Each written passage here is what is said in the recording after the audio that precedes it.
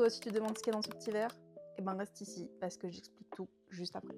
Du coup là-dedans, et ben c'est tout simplement des bulbilles d'alocasia. Alors oui, j'avais dit que j'arrêtais avec les alocasias, mais oui, j'arrête avec les alocasias, c'est juste celles que j'ai qui vont très bien, que j'ai pu rempoter, qui je sais vont aller bien parce que c'est les seules qui vont bien. Mais bref, c'est pas le sujet. Le sujet c'est que du coup, et ben j'ai récolté plein de leurs petits bébés. C'est que des bébés de Regal Shield, j'en ai 11 je crois au total. Donc on va s'occuper de ça maintenant. Là, elles sont dans un petit verre d'eau avec un peu d'eau oxygénée pour enlever un petit peu toutes les bactéries qu'il peut y avoir, même si en soi, même quand je le fais pas, les bulbilles de Regal Shield, elles poussent à foison.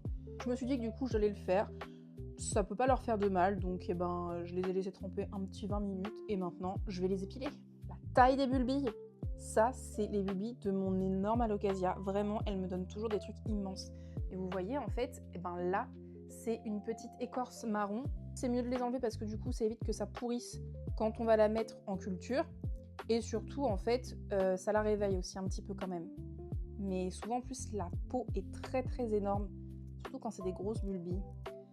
Je devrais mettre des gants, je sais. Je l'ai dit la dernière fois que j'étais allergique, mais j'ai encore oublié, que voulez-vous.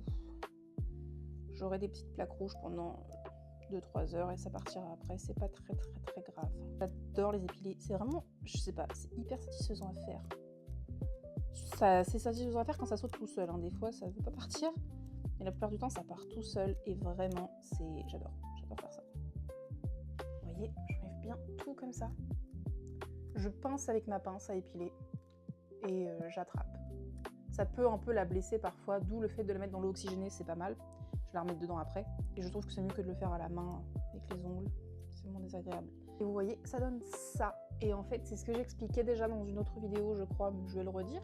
Pour savoir dans quel sens il faut les mettre une fois qu'on les a bien coupés, tout bien mis. On ne sait pas trop. Mais vous voyez, là, il y a la queue de la bulbille. Ça, je le coupe. Et quand on la regarde, on voit bien que là, il y a une petite pointe. Là, ça sera les feuilles qui vont sortir. Et là, on voit bien que c'est plutôt un espèce de petite queue qu'on a coupée. Donc, on sait que ça, c'est son cul. Donc, la bulbille, elle ira dans ce sens, dans sa petite boîte à propagation. Et bien, voilà le résultat. Après les avoir bien toutes épluchées, on dirait clairement des petites noisettes, vous trouvez pas? Et bien, je vais les mettre là-dedans. Je pense que vous commencez à avoir l'habitude de voir cette petite boîte. Et du coup, comme vous le voyez,